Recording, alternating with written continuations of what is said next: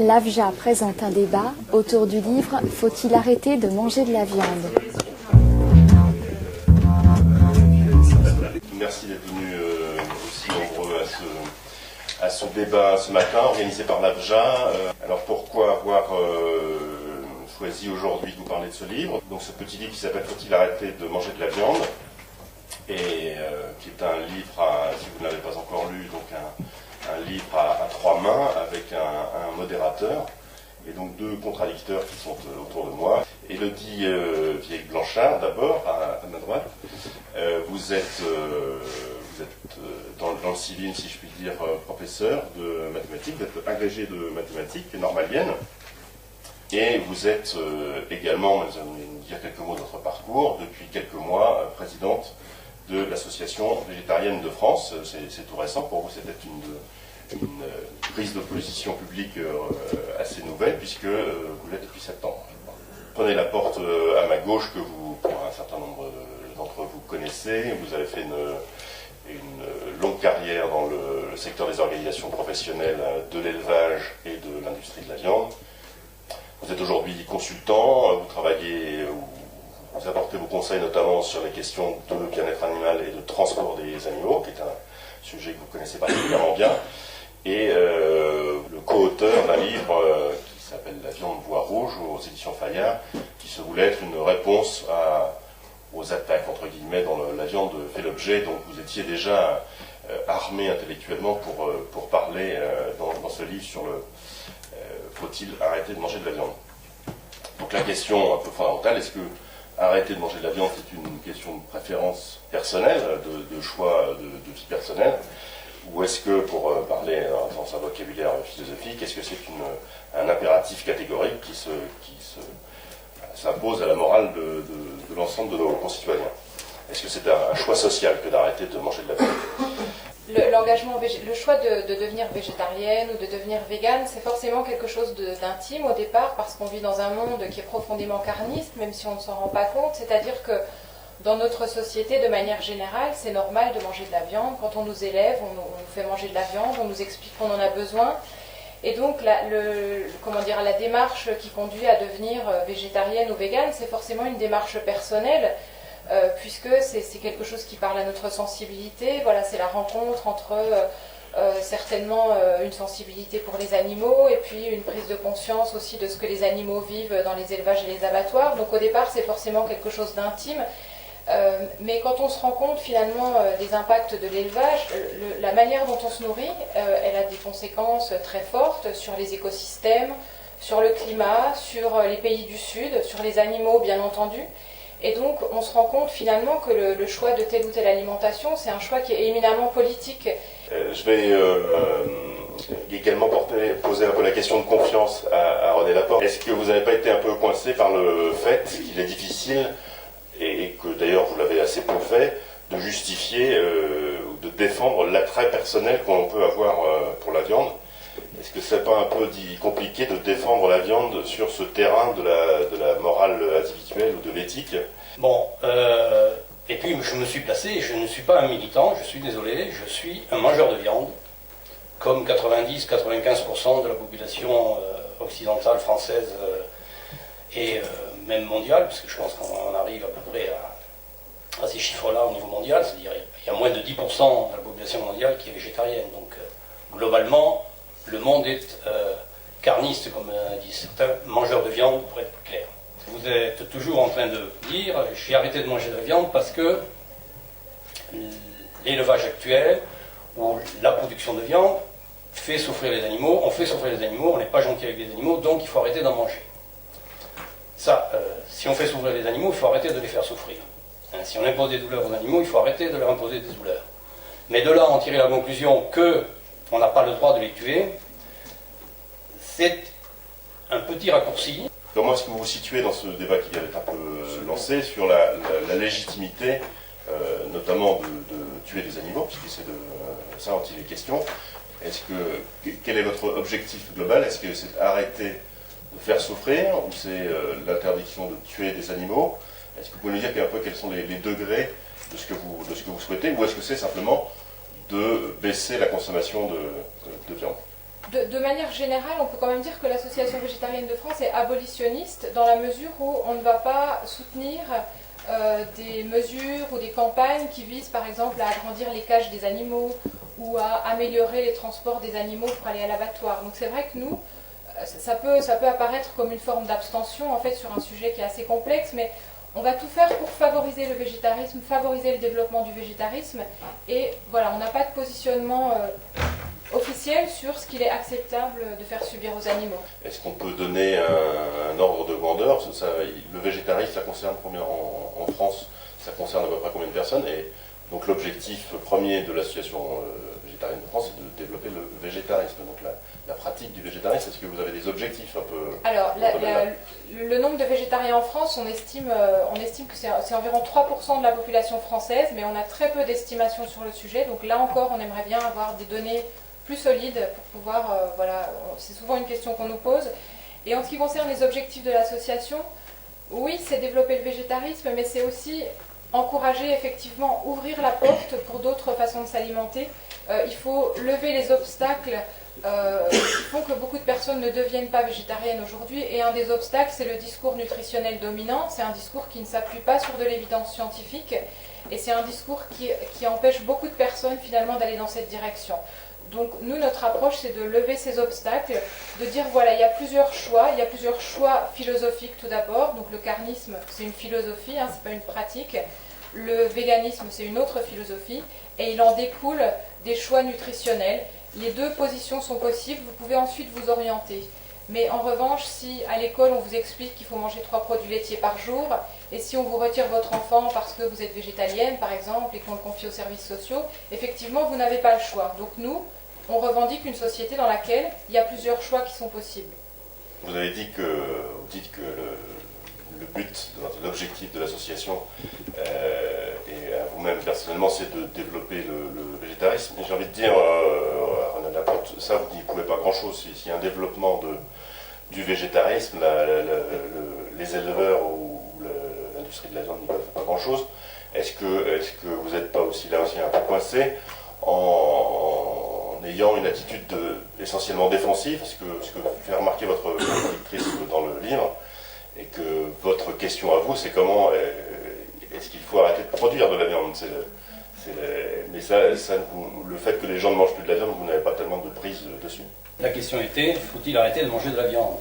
Si vous m'aviez posé la question, faut-il encourager le monde à devenir végétarien, je n'aurais pas répondu tout à fait de la même manière. Mais je pense que vous militiez pour que un certain nombre de personnes deviennent végétariens, moi, je vous laisse militer. Ce qui me gêne, et ce qui gêne quand même, je pense, un certain nombre de personnes, c'est les exagérations, je pourrais dire les mensonges, on peut en parler, un certain nombre d'idées que vous avancez, parce que quand vous dites que le carnisme c'est de la philosophie, non. C'est un état de fait, la société est l'homme est un mangeur de viande. Bon, vous pouvez le nier, vous pouvez dire que c'est pas bien, ok, mais dire ensuite que c'est parce que l'élevage détruit la planète qu'il faut arrêter l'élevage, on va pouvoir peut-être en parler un peu, que la santé de l'homme est mise en cause parce qu'on mange de la viande, il faut se poser la question, si la viande est mauvaise pour la santé, il faut arrêter d'en manger. Mais bon, là on peut en parler, il y a suffisamment d'études, et encore des études récentes, qui montrent que finalement, il y a un grand point d'interrogation. Qu'on ait des problèmes de gaz à effet de serre avec l'élevage, mais toutes les activités humaines, même les végétariens en consommant des végétaux, je suis désolé, posent des problèmes de gaz à effet de serre. Donc il faut les poser, mais il faut poser l'ensemble. Je terminerai quand même par aussi un autre paradoxe qui... Vous avez l'air de dire, vous êtes des mangeurs de viande, vous ne mangez que de la viande, mais vous avez bien regardé quelle est la ration moyenne, la ration de l'homme occidental et puis de l'homme au niveau mondial. La viande représente au maximum 20% des calories et 40% des protéines pour les régimes occidentaux qui sont très riches en viande. Si on fait la moyenne au niveau du monde, on est beaucoup plus bas. Donc je vais dire que l'homme est un végétarien qui a rajouté de la viande dans son menu. On a commencé à aborder, mais je voudrais qu'on en parle maintenant, la question qui est fondamentale dans le livre, qui est celle du bien-être, du respect du bien-être animal, de la protection animale. Donc vous mettez en avant, René, le fait qu'il y ait une amélioration, alors qui est contestée par votre contradictrice, de l'amélioration de l'élevage des poules pondeuses, des poulets de chair, du veau, etc. Mais est-ce que là aussi vous êtes pas pris un peu dans un entre-deux-feux, si je puis dire, René, entre des gens pour qui, de toute façon, ça sera jamais, oui, voilà, j'entendais, donc ça sera jamais suffisant. Et de l'autre côté, vous savez très bien que non seulement on ne va pas aller de manière importante plus loin dans cette direction, et que même en France, on va peut-être plutôt aller dans l'agrandissement des élevages, parce que la conjoncture fait qu'on va aller vers des élevages de plus en plus grands, qu'on va revenir à des aspects un peu techniques du bien-être animal plus qu'à des aspects anthropomorphiques, si je puis dire. Est-ce que l'incompréhension, le fossé d'incompréhension ne va pas continuer à se creuser fatalement dans les années qui viennent? Alors, effectivement, il y a un problème. Depuis que l'homme utilise des animaux, mais effectivement, la domestication a été un jeu subtil entre je t'apporte, je te nourris, je te donne un certain nombre de choses, mais tu me rends du travail, de la production, je t'enferme pour te protéger des prédateurs, mais si je t'enferme, je te... Bon. Et les méthodes d'élevage, il faut être clair, depuis le début, contraignent les animaux. On enlève une part de liberté à l'animal et à son comportement naturel tel qu'il le développerait s'il était resté sauvage. Donc, cette question du bien-être se pose de façon beaucoup plus, de façon, comment dirais-je, accrue, effectivement avec les systèmes d'élevage modernes qu'on a développés depuis les années 50. Bon, je pense que là, je peux peut-être choquer des gens qui seraient éleveurs, agriculteurs, mais moi je reconnais nettement qu'on n'a pas forcément amélioré les choses. On les a même à un certain moment détériorées.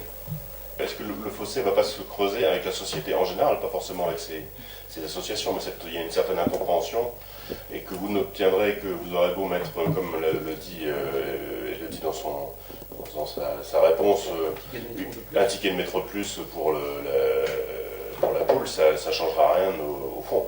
Pour l'activité agricole, l'activité d'élevage, moi je considère qu'il y a actuellement une remise en cause et qu'il faut réexpliquer qu'est-ce qu'on a fait, comment on l'a fait, quels sont les progrès qu'on a fait, quelles sont les erreurs qui ont été faites. Et en matière d'élevage, il y a certains systèmes très contraignants qui sont en train d'évoluer pas assez vite. Je vous l'accorde, et à la limite, moi je pense que demain, tous les poulaillers reviendront à des poulaillers en plein air. On est déjà à 50% dans le poulet de chair, au moins. Bon, en poule pondeuse, on est à 40%. Ça va évoluer. Le système des porcheries très concentrationnaires vont évoluer. C'est pas la taille de l'élevage qui compte. C'est la façon dont les animaux sont traités dans l'élevage. Alors pour revenir à ma question et pour anticiper celle que vous aurez sans doute posée, René, est-ce que ça ne serait pas été plus compliqué pour vous, est-ce que c'est pas quand même plus compliqué de défendre l'hypothèse d'un monde sans lait, sans élevage laitier du tout? Alors, il y a tout un courant agronomique qui s'appelle l'agriculture végane, qui propose un autre modèle, en fait, avec d'autres types de fertilisants. Encore une fois, c'est une expérience de pensée, parce que je pense que, de même que c'est difficile de savoir si on peut avoir un monde sans pétrole, on est tellement éloigné, en fait, de ce modèle que serait un monde sans élevage, sans viande et sans lait. Ça pose énormément de questions, je veux dire, ça pose des tas de questions socio-économiques, et je pense qu'on en est tellement éloigné. Encore une fois, on peut construire des modèles, mais je crois que ce qui est surtout important, plutôt que de construire le cap, c'est de construire la transition, c'est-à-dire quelles mesures est-ce qu'on peut proposer aujourd'hui, et principalement dans les pays industrialisés, parce que je pense que c'est à nous quand même de donner une autre direction.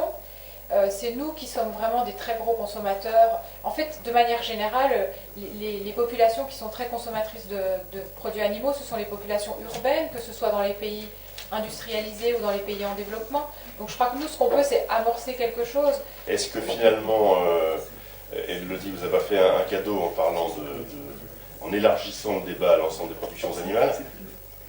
Mais à l'inverse, je vais me faire l'avocat du diable, est-ce que vous vous réfugiez pas assez facilement derrière le lait pour défendre la viande? Bon, je ne me réfugie pas derrière le lait pour défendre la viande. Simplement, c'est un constat. L'homme élève des bovins à 80% pour faire du lait. bien sûr, et après il y a un coproduit qui est la viande. Bon, demain, on peut à la limite dire, écoutez, on n'élève plus d'animaux pour la viande, on fait du lait à... Mais on peut le concevoir. Bon, mais quand même, globalement, quand on dit il ne faut pas gaspiller, moi je dis, si on fait du lait, et si on a de la viande derrière le lait, ben, il faut utiliser cette viande. Bon, c'est pas... Alors après, est-ce qu'il faut la manger ou pas, ça? Comme j'ai dit dans le livre, l'Inde devrait remercier les mangeurs de viande du reste du monde qui lui permettent de valoriser la viande de ces animaux, hein, de ces vaches laitières. Bon, non, je crois que quand on dit que le lait et la viande sont liés, mais vous pouvez me poser la même question pour la poule et l'œuf. Hein. Si je mange plus d'œufs, je ne vois pas pourquoi on élèverait des poules pondeuses. Moi, je pense que si on arrête de manger de la viande, bon, en gros, on arrête l'élevage. Hein. Bon, maintenant, passons sur un terrain qui est quand même l'équilibre nutritionnel de la ration alimentaire de l'homme. L'équilibre alimentaire, quand on fait une ration alimentaire avec des produits végétaux dans les proportions que je vous ai indiquées, des produits animaux avec du lait, de la viande et des œufs, pour tous les nutritionnistes vous diront ben, c'est le cocktail, j'allais dire, assurance tout risque contre les carences. Passer un régime végétarien, oui. Il semble que ça ne pose pas de problème majeur, l'Inde le prouve. Être végétalien, donc de la naissance à la mort, je pose des questions, je demande à voir, et je crois que la société demande à voir, parce qu'on n'a pas d'expérience d'une personne qui, dès la naissance, est végétalienne, et que tout s'est bien passé sans aucun problème. Alors il y a une étude qui est sortie dans le JAMA, c'est le journal de médecine américain, en juin dernier, qui a porté sur les adventistes du 7e jour, sur 70 000 personnes. Ils sont végétariens, ils ne sont pas végétaliens. Alors justement, il y a des véganes, des végétariens, des semi-végétariens et des mangeurs de viande, et on s'est rendu compte que les véganes, qui en général étaient véganes pendant toute leur vie, avaient 15% de mortalité en moins par rapport à la population générale. Voilà. J'ai l'étude avec moi si vous voulez. D'abord, vous faites une extension en disant qu'ils étaient végétaliens depuis leur naissance. Et je vous repose la question, vérifiez bien, depuis la naissance. On devient végétalien, bon, vous l'êtes très bien, mais quand on le devient à 25, 30 ans, 35 ans, on a quand même réglé une bonne partie de tout ce qui est la construction de l'homme. Par contre, des végétaliens qui sont végétaliens depuis la naissance, sans aucun dommage pour leur santé, j'attends pour l'instant, et nous attendons, je crois tous, des études qui nous le montrent. Je ne dis pas que ce n'est pas possible, j'attends de le voir. Je voulais vous remercier infiniment d'avoir participé à ce débat, quelquefois un peu chaud, mais je pense que c'était bien d'avoir pu se rencontrer, avoir pu, et puis vous allez peut-être pouvoir prolonger ces conversations avec d'autres. Merci beaucoup, je vous fais un petit cadeau aussi. Voilà. Merci.